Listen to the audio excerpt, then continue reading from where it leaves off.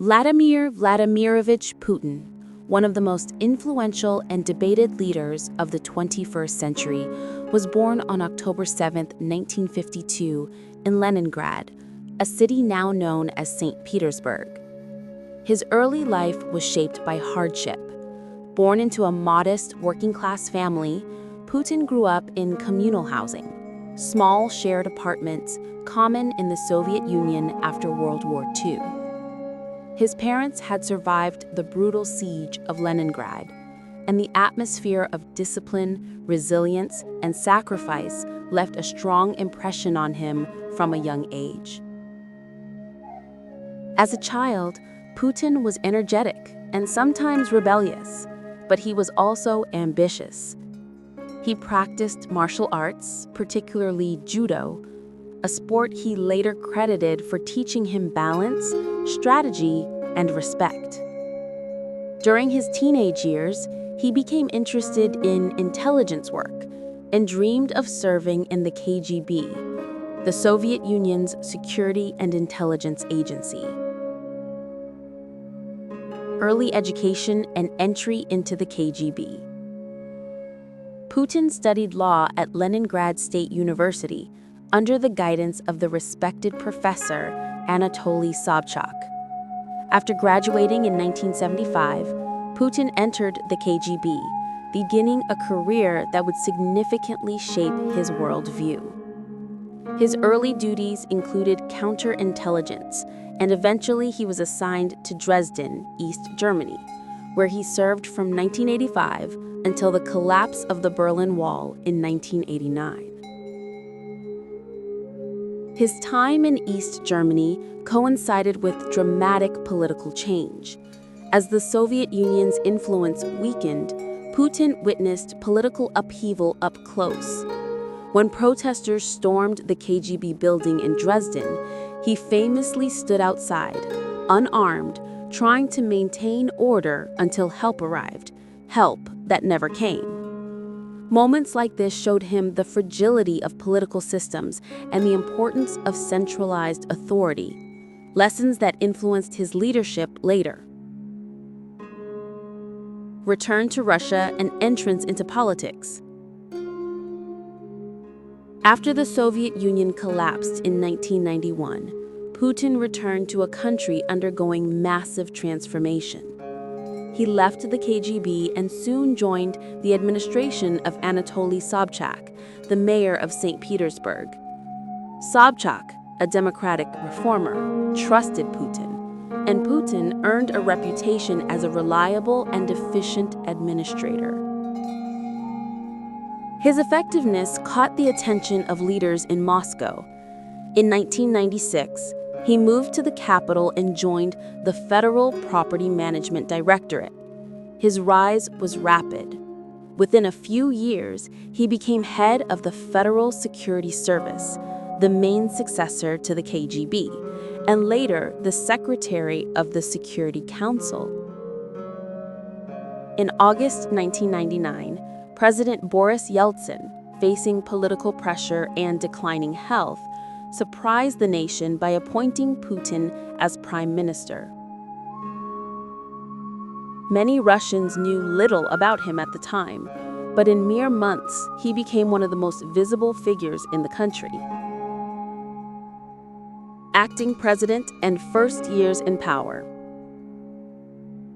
On December 31, 1999, Boris Yeltsin unexpectedly resigned, naming Vladimir Putin acting president. It was a moment of enormous transition for Russia, which had struggled with economic instability and political uncertainty throughout the 1990s.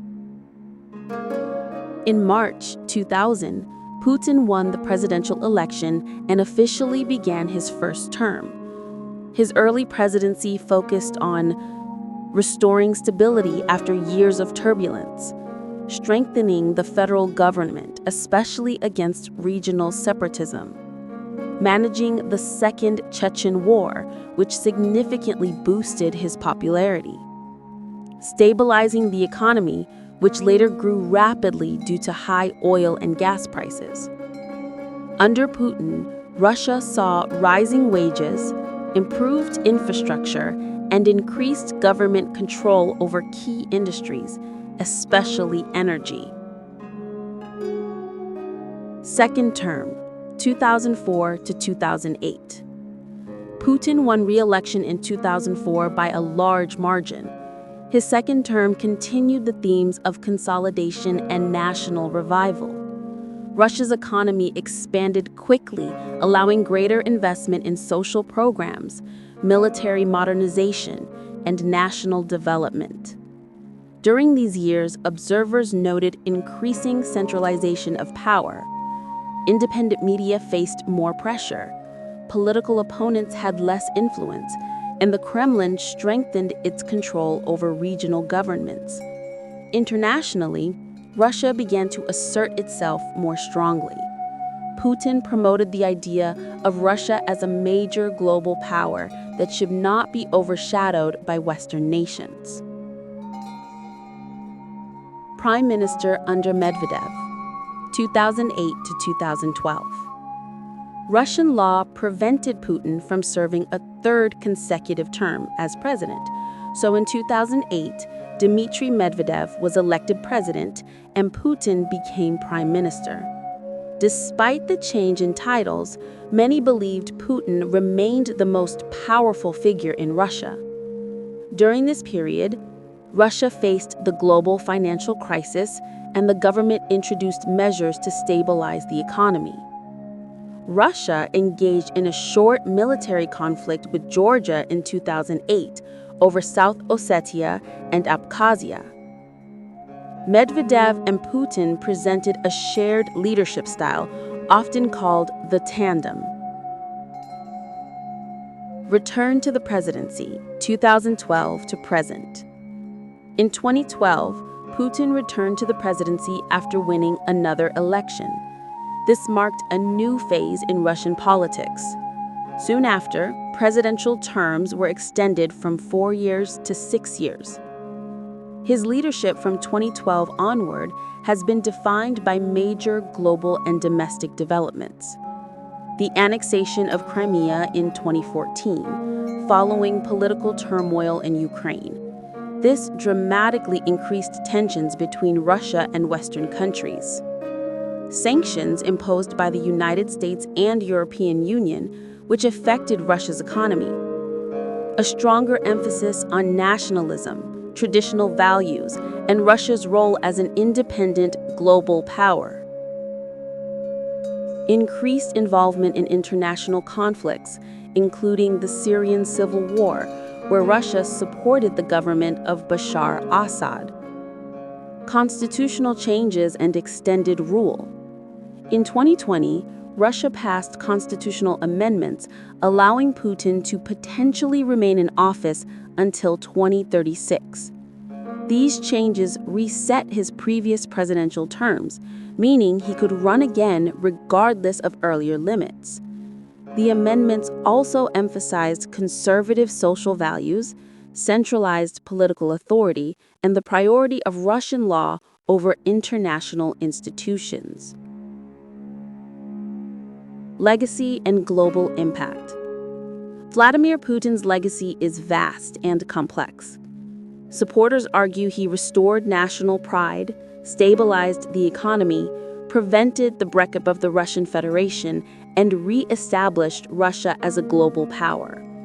They credit him with ending the instability of the post-Soviet 1990s and guiding the country through major economic challenges.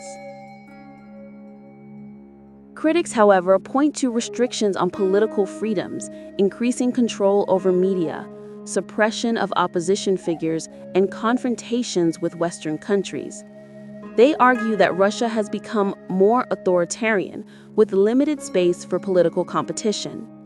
Regardless of perspective, there is no question that Putin has shaped modern Russia more than any other leader since the fall of the Soviet Union. His influence on global politics, whether through diplomacy, conflict, energy policy, or international alliances, continues to be felt around the world. Conclusion. From his early life in Leningrad to his decades at the center of Russian power, Vladimir Putin's story reflects the dramatic changes of Russia itself.